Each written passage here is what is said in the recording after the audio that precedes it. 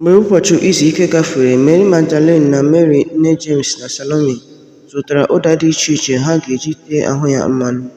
N'isi ụtụtụ ụbọchị mbụ nke izu, mgbe anyanwụ wara, ha biliri gawa n'ili ahụ. Ha jụrịtara onwe ha na-asị, onye ga-enupụrụ anyị nkume ahụ dị n'ọnụ ụzọ ili ahụ? Ma mgbe ha leliri anya, ha hụrụ na enupụla nkume ukwu ahụ.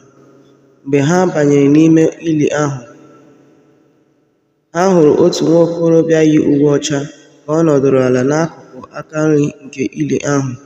Ha tụrụ oke egwu, ma ọ sịrị ha, unu atụla egwu, unu na-achọ Jizọs onye Nazaret akpọgidere n'obe.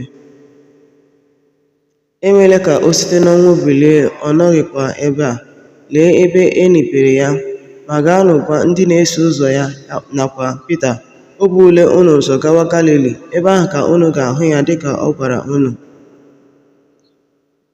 Mark, isi nke 16, amaokwu nke 1 ruo na